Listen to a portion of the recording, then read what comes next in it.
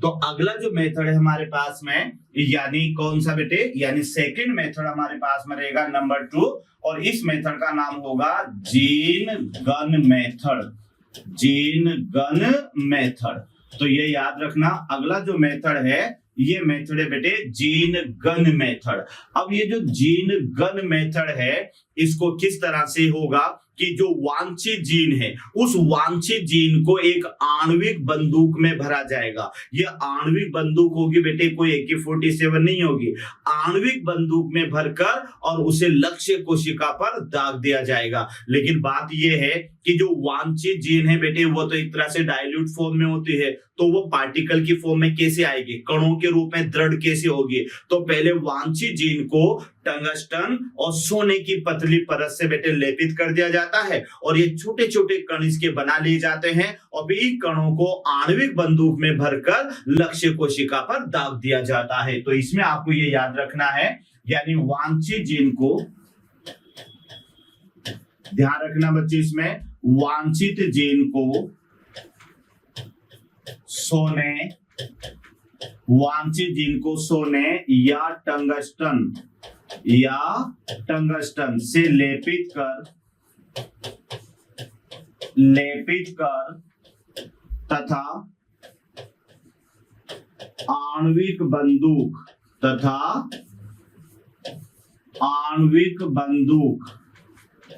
में भरकर लक्ष्य कोशिका पर दाग दिया जाता है। लक्ष्य कोशिका पर दाग दिया जाता है। तो ये थोड़ा सा आपको याद रखना है, यानी जीन गन मेथड। तो बेटे इसमें सिर्फ समझना है, कोई रटने की आवश्यकता नहीं है कि यहाँ पर वांछित जीन को पहले सोने या टंगस्टन से लेपित करा जाएगा और उन्हें कणों के रूप में ले लिया आएगा और कणों के रूप में लेकर बेटे उसे जीन गन के अंदर भर दिया जाएगा और जीन गन के अंदर भरकर उसे लक्ष्य कोशिका पर दाग दिया जाता है, जिसके माध्यम से वांछित जीन जो है वह लक्ष्य कोशिका में चली जाती है। तो देखो एक बार और, जीन गन मेथड, आणविक बंदूक विधि। तो आणविक बंदूक विधि में क्या करेंगे कि वांछित जीन को सोने और टंगस्टन से पहले बेटे लेपित करके कणों के रूप में उन्हें बना लेंगे और फिर इन कणों को जो जीन गन है उसके अंदर भर दिया जाता है और लक्ष्य कोशिका पर दाग दिया जाता है, जिससे क्या होगा कि बेटे ये जो वांछित जीन है उन कणों के साथ साथ लक्ष्य कोशिका के अंदर चली जाएगी। तो ये मेथड कौन सा था, जीन गन मेथड। अगला मेथड जो बेटे हमारे पास में होगा ये मेथड होगा यानी माइक्रोपोरेशन मेथड। तीसरा मेथड आपको याद रखना है और ये है माइक्रोपोरेशन मेथड। अगला जो मेथड है ये मेथड है बेटे माइक्रोपोरेशन मेथड। तो माइक्रोपोरेशन मेथड में क्या किया जाएगा, यानी बेटे यहाँ पर ये जो सेल होगी, ये यहाँ पर ये जो सेल है, इस सेल पर बेटे छोटे छोटे, ये ध्यान रखना, इस तरह से विद्युत किरणों के द्वारा ये छोटे छोटे पोर यहाँ पर बनाए जाएंगे और ये जो छोटे छोटे पोर यहाँ पर बन जाएंगे तो फिर बेटे इसको जब वांछित जीन के घोल में रखेंगे तो वह डीएनए इन छिद्रों के माध्यम से इसके अंदर प्रवेश करेगा। तो बेटे इस विधि में क्या किया जाता है कि जो टारगेट सेल होती है उस पर विद्युत किरणों के द्वारा छोटे छोटे सूक्ष्म छिद्र बनाए जाते हैं और फिर इन छिद्र वाली लक्ष्य कोशिका को वांछित जीन के घोल में रखा जाता है। तो वांछित जीन इन छिद्रों के माध्यम से इस कोशिका में प्रवेश कर जाते हैं। तो यहाँ पर याद रखना बेटे, यानी विद्युत क्रिया द्वारा लक्ष्य कोशिका में सूक्ष्म छिद्र बनाए जाते हैं।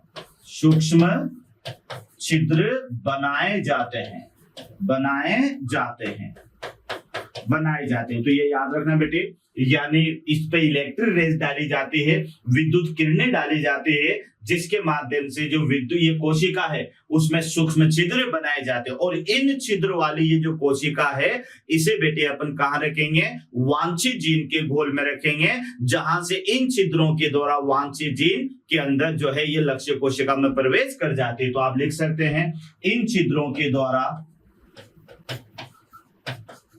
इन छिद्रों के द्वारा वांछित जीन लक्ष्य कोशिका में प्रवेश कर जाती है, लक्ष्य कोशिका में प्रवेश कर जाती है। तो ये थोड़ा सा याद रखना, लक्ष्य कोशिका में प्रवेश कर जाती है। तो बेटे ये था हमारे पास में माइक्रो इंजेक्शन मेथड।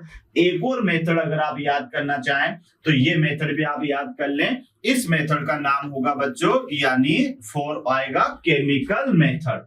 एक और मेथड आप यहाँ पर याद कर सकते हैं और इस मेथड का नाम रहेगा यानी केमिकल मेथड। तो अगला जो मेथड है नंबर 4 और ये मेथड यहाँ पर है केमिकल मेथड।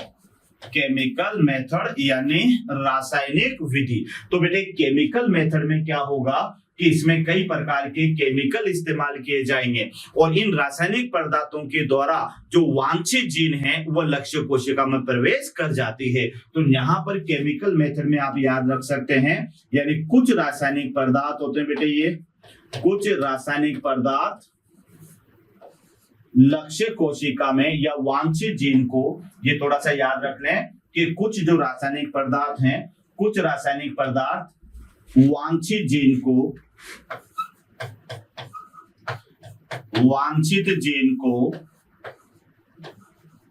लक्ष्य कोशिका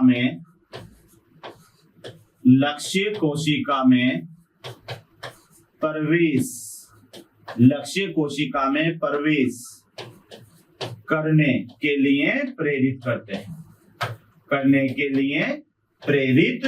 हैं। तो ये याद रखना, करने के लिए प्रेरित करते हैं। तो बेटे ये है, और ऐसे रासायनिक पदार्थों का एग्जाम्पल मैं देता हूं। तो एग्जाम्पल है बेटे PEG, यानी इसको बोलते हैं पॉली इथाइल ग्लाइकोल। तो बच्चों ये था हमारे पास में प्रत्यक्ष विधि। तो प्रत्यक्ष विधि में आप यहाँ पर देख लें कि एक मेथड तो था कौन सा हमारे पास में, माइक्रो इंजेक्शन, और दूसरा मेथड यहाँ पर है माइक्रो इंजेक्शन, और एक जीन गन मेथड, और एक माइक्रो पोरेशन मेथड, और एक होगा बेटे केमिकल मेथड। तो इन 3-4 विधियों के माध्यम से वांछित जीन को सीधे ही आप लक्ष्य कोशिका में प्रवेश करवा सकते हैं। तो बेटे ये था हमारे पास में टॉपिक, यानी 5वें नंबर की क्रियाविधि का टॉपिक था कि बेटे वांछित जीन को डायरेक्ट टारगेट सेल में कैसे पहुंचाया जाता है। तो इसके लिए अपन ने 2 विधियों को पढ़ा। एक तो अप्रत्यक्ष विधि जिसमें प्लाज्मिड के द्वारा अपन ने इसको वहां पर पहुंचाया, किसी वाहक के द्वारा वहां पर पहुंचाया, और दूसरा है बेटे डायरेक्ट विधि जिसमें वांछित जीन को सीधे ही लक्ष्य कोशिका के अंदर प्रवेश करवा दिया। इसके अंदर हमने एक विधि तो ली बेटे कौन सी, यानी माइक्रो इंजेक्शन मेथड, दूसरी विधि है जीन गन मेथड, तीसरी विधि है माइक्रो पोरेशन मेथड, या बेटे इसको इलेक्ट्रोपोरेशन मेथड भी आप कह सकते हो, माइक्रो, या फिर बेटे यहाँ पर आप इसकी जगह पर एक इलेक्ट्रोपोरेशन मेथड भी आप इसको कह सकते हो, माइक्रो यानी इलेक्ट्रोपोरेशन मेथड। और दूसरी चौथी विधि है यानी केमिकल मेथड। तो आप देख लें माइक्रो इंजेक्शन में तो क्या किया कि वांछित जीन के घोल को माइक्रो इंजेक्शन में भरकर उसे कोशिका में इंटरसेप्ट कर दिया, तो सीधी ही बेटे सेल जो है वांछित जीन वह कोशिका में चली गई। दूसरे मेथड में क्या किया, तो दूसरे मेथड में बेटे अपन ने क्या किया, जीन गन मेथड। तो जीन गन मेथड में क्या हुआ बेटे कि जीन गन मेथड के दौरान जो है वांछित जीन है उसको पहले सोने या टंगस्टन से लेपित किया, और उसको लेपित करने के बाद उसे आणविक बंदूक में भरकर और उसको कोशिका पर दाग दिया। यहां तक के लिए तीसरी विधि है बेटे इलेक्ट्रोपोरेशन मेथड। तो इलेक्ट्रोपोरेशन मेथड में क्या किया कि कोशिका पर पहले विद्युत किरणों के द्वारा छोटे छोटे सूक्ष्म छिद्र बनाए गए, और इन छिद्रों वाली लक्ष्य कोशिका को जब वांछित जीन के घोल में रखा तो बेटे वांछित जीन इन छिद्रों के द्वारा सीधी लक्ष्य कोशिका में चली गई। इसी तरह से फिर चौथा मेथड आया बेटे हमारे पास में यानी केमिकल मेथड। तो केमिकल मेथड में अपन क्या देखते हैं कि बेटे कुछ रासायनिक पदार्थ होते हैं जो वांछित जीन को लक्ष्य कोशिका में प्रवेश करने के लिए प्रेरित करते हैं। इसके लिए एक तो ये पॉलीइथाइल ग्लाइकोल होता है, एसिटोसिरेगोन होता है। तो यहां तक क्लियर बेटे। तो ये तो था हमारे पास में वांछित जीन का लक्ष्य कोशिका में प्रवेश। उसके बाद में इसका लास्ट टॉपिक आता है बेटे, अगला जो टॉपिक रहेगा हमारा अगला जो टॉपिक रहेगा, हाँ नेक्स्ट टॉपिक जो होगा बेटे वो होगा वांछित जीन। वांछित जीन अगला जो टॉपिक है, ये टॉपिक है बेटे वांछित जीन से उत्पाद प्राप्त करना। यानी जो वांछित जीन है इससे अपन उत्पाद कैसे बनाएंगे। यानी वांछित जीन को अपन ने टारगेट सेल में भी पहुंचा दिया, अब टारगेट सेल से हमें उत्पाद चाहिए, तो बेटे अब क्या करेंगे कि वांछित जीन से उत्पाद निर्माण के लिए इसे बड़े बड़े बायोरिएक्टर में रखा जाएगा। और बायोरिएक्टर जो होते हैं बेटे, ये वांछित जीन वाली जो लक्ष्य कोशिका है इसके लिए अनुकूलतम परिस्थितियां उत्पन्न करते हैं, जिसके माध्यम से ये जो लक्ष्य कोशिका है ये बायोरिएक्टर में ग्रोथ करती है, और ग्रोथ करने के साथ ही वहां से जो वांछित उत्पाद होते हैं उनका स्त्रावण करती है। फिर इन उत्पादों को बेटे बायोरिएक्टर से प्राप्त करके इनका शुद्धिकरण किया जाता है, यानी डाउन स्ट्रीम प्रोसेसिंग की जाती है। उसके बाद में क्वालिटी कंट्रोल टेस्ट होता है और फिर इन उत्पादों को मार्केट के अंदर मानव के उपयोग के लिए लाया जाता है। तो ये हमारा ये छठा टॉपिक है बेटे, याद रखना ये क्रियाविधि का छठा टॉपिक है, याद रखिएगा, यानी वांछित जीन से उत्पाद प्राप्त करना। तो वांछित जीन से उत्पाद प्राप्त करने के लिए किसका प्रयोग करेंगे, बायोरिएक्टर का। तो पहले तो याद रखना बेटे कि यहां पर आप इसका पहला पॉइंट याद रखेंगे कि वांछित जीन से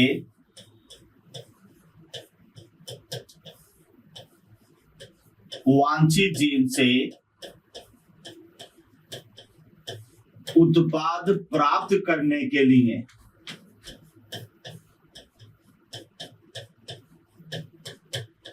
लक्ष्य कोशिका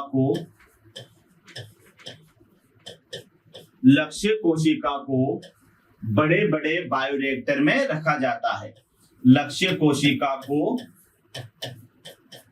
बड़े बड़े बायोरिएक्टर, बड़े बड़े संयंत्र होते हैं बेटे, बायोरिएक्टर होते हैं, में रखा जाता है। तो ये आपको थोड़ा सा याद रखना है कि अगर हमें वांछित जीन से उत्पाद बनाने हैं तो वांछित जीन को अपन ने कहां पहुंचा दिया, लक्ष्य कोशिका में, और लक्ष्य कोशिका को फिर बेटे बड़े बड़े बायोरिएक्टर में रखेंगे जहां पर ये ग्रोथ करती है। तो यहां इसका सेकेंड पॉइंट लिखिएगा बायोरिएक्टर के रूप में, यहां पर याद रखना बेटे बायोरिएक्टर के रूप में ध्यान रखना स्टायरिंग बायोरिएक्टर का उपयोग किया जाता है। यानी स्टायरिंग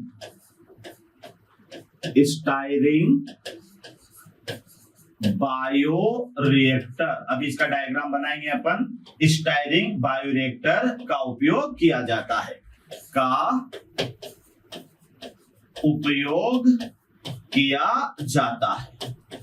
किया जाता है। तो ये थोड़ा सा याद रखना, ये भी क्वेश्चन आ जाए कि कौन सा बायोरिएक्टर होता है जिसका उपयोग उत्पाद निर्माण में किया जाता है, तो बेटे उसका नाम है स्टायरिंग बायोरिएक्टर। इसका डायग्राम भी अपन यहाँ पर देखेंगे कि स्टायरिंग बायोरिएक्टर क्या होता है। तो बेटे यहाँ पर ध्यान रखो कि वांछित जीन से हमें उत्पाद प्राप्त करना है तो लक्ष्य कोशिका को कहाँ रखेंगे, बायोरिएक्टर में। बायोरिएक्टर के रूप में अपन किसका इस्तेमाल करेंगे, स्टायरिंग बायोरिएक्टर का इस्तेमाल करेंगे। अब ये होता है क्या है बेटे, तो बायोरिएक्टर जो होता है ना ये लंबी बेलनाकार रचना होती है, ध्यान रखना बायोरिएक्टर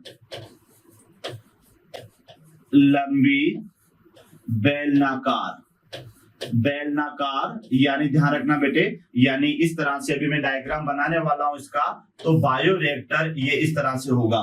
तो बायोरिएक्टर लंबी बेलनाकार रचना होती है, ये ध्यान रखना बेटे, रचना होती है जो वांछित जीन या वांछित उत्पाद बनाने के लिए,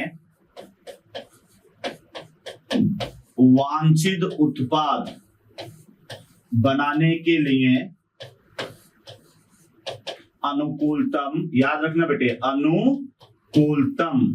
अनुकूलतम परिस्थितियां उपलब्ध कराती है, अनुकूलतम परिस्थितियां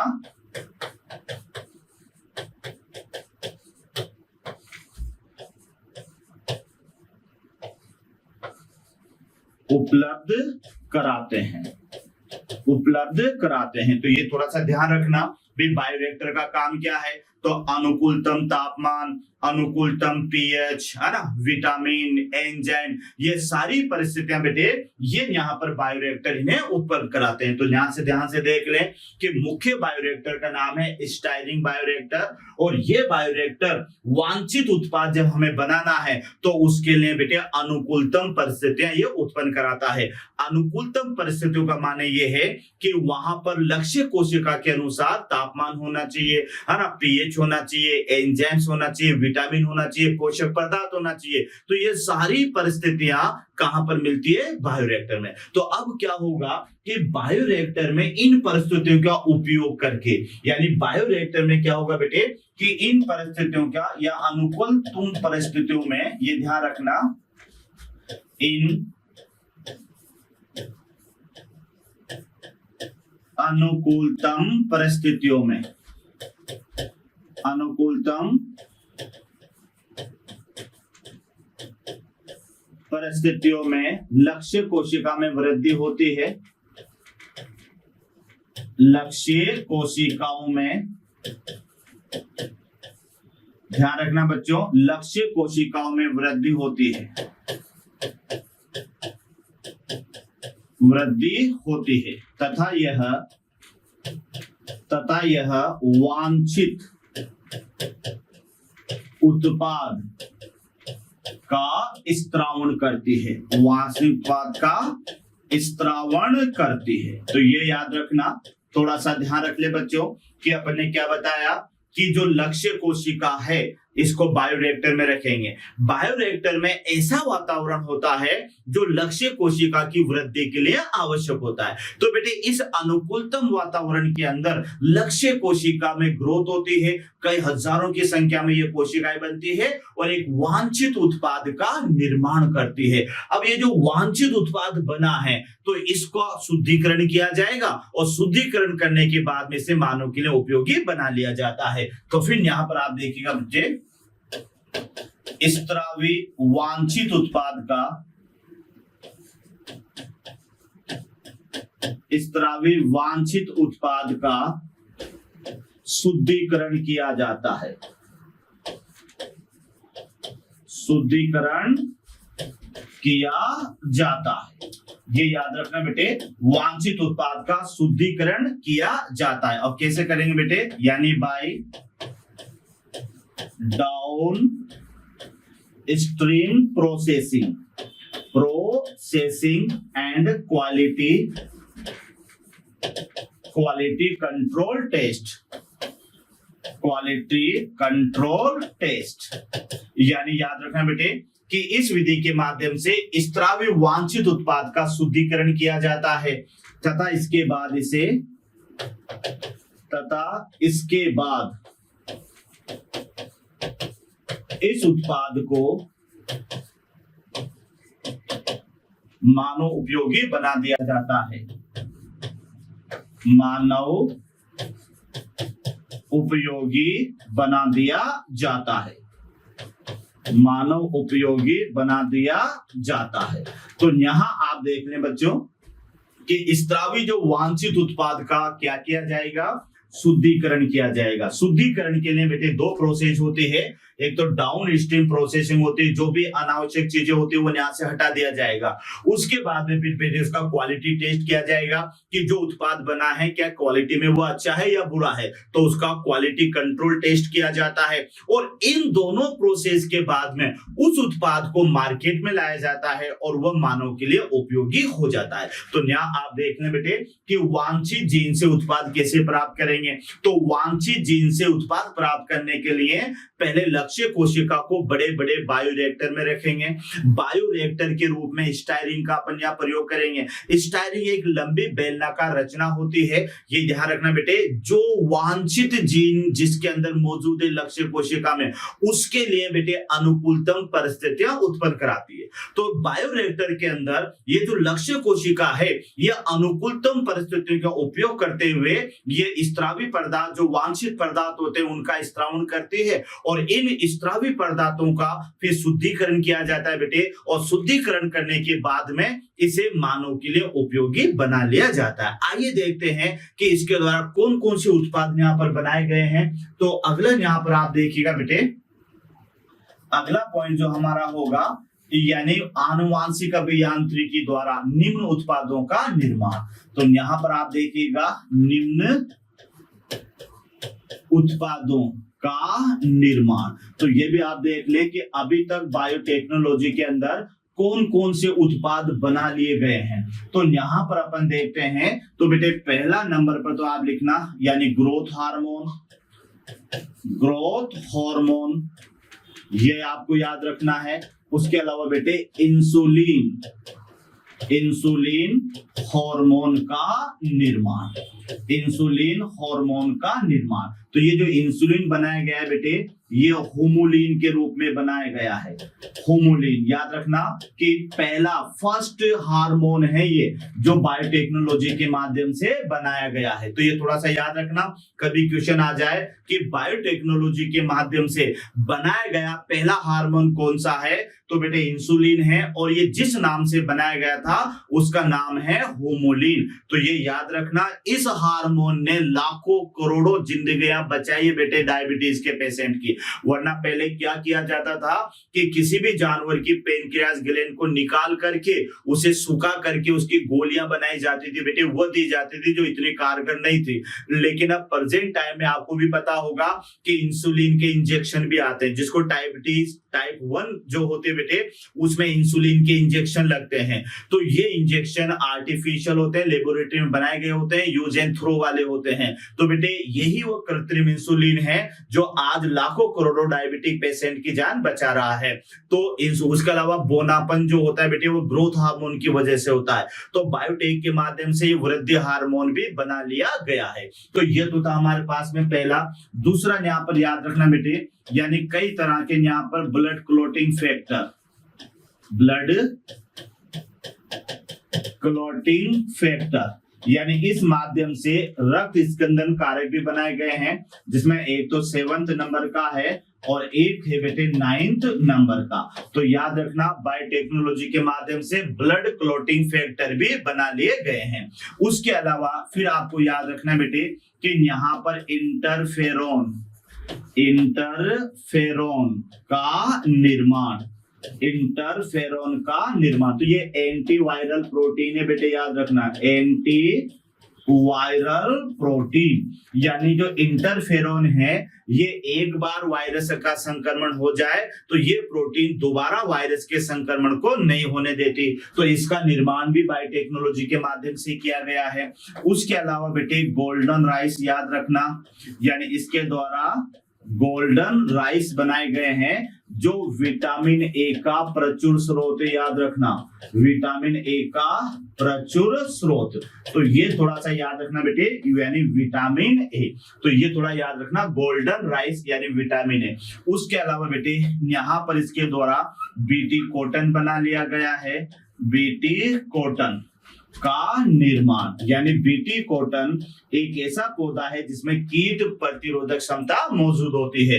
और लास्ट में बेटे यहाँ पर इसके थ्रू बनाए गए हैं यानी transgenic, transgenic plant and transgenic animal, transgenic animal, transgenic animal, animal का निर्माण, एनिमल का निर्माण। तो ये थोड़ा सा आप देख लें कि यहाँ पर बेटे, यहाँ पर आप देखो कि ये जो निम्न उत्पादों का निर्माण किया गया है तो growth hormone, insulin hormone, blood clotting factor, interferon, golden rice, BT cotton और ट्रांसजेनिक प्लांट के द्वारा इसके द्वारा हार्मोन ये बना ले गए हैं। तो ये था बेटे हमारे पास में यानी निम्न उत्पादों का निर्माण, जिसमें याद रखना वृद्धि हार्मोन भी है, इंसुलिन भी है, ब्लड क्लॉटिंग फैक्टर में 7वां और 9वां है बेटे, याद रखना। इंटरफेरोन है जो एंटीवायरल प्रोटीन मानी जाती है। उसके अलावा गोल्डन राइस है जो विटामिन ए का प्रचुर स्रोत है। उसके अलावा बीटी कॉटन है बेटे जो कि कीट प्रतिरोधक होता है। और साथ में ट्रांसजेनिक प्लांट और ट्रांसजेनिक एनिमल। तो नेक्स्ट लेक्चर में बेटे हमारा जो टॉपिक होगा वो होगा transgenic plant and transgenic animal. तो बच्चों यहाँ पर आपने देखा कि अभी बेटे अपन ने जेनेटिक इंजीनियरिंग की 6ठी स्टेप पूरी की और वो थी वांछित जीन से उत्पाद का निर्माण। और आपने देखा भी सही कि किस तरह से वांछित जीन से उत्पाद बनाए जाते हैं। तो पहले वांछित जीन को पहले लक्ष्य कोशिका में प्रवेश करवाया जाता है और फिर लक्ष्य कोशिका को फिर क्या किया जाएगा बेटे, लक्ष्य कोशिका को फिर बड़े बड़े बायोरिएक्टर में रखा जाएगा। बायोरिएक्टर लक्ष्य कोशिका के लिए अनुकूलतम परिस्थितियां उत्पन्न कराता है और इन अनुकूलतम परिस्थितियों में लक्ष्य कोशिका में वृद्धि होती है और ये उत्पादों का स्त्रावण करती है। बेटे जब लक्ष्य कोशिका से उत्पाद बनते हैं तो फिर इसका शुद्धिकरण किया जाता है डाउन स्ट्रीम प्रोसेसिंग के थ्रू। उसके बाद में इसका क्वालिटी कंट्रोल टेस्ट होता है। दोनों ही परिस्थितियों में जब ये पूरा हो जाता है तो बेटे इन उत्पादों को मानव के उपयोग के लिए मार्केट में लाया जाता है। तो इस तरह से ये था हमारे पास में आज का टॉपिक। तो आज यही काफी बेटे। ओके, बहुत बहुत धन्यवाद, थैंक यू। तो ये यहाँ पर आपको याद रखना है और ये मोशन मंच की ओर से आपको एक बार फिर धन्यवाद।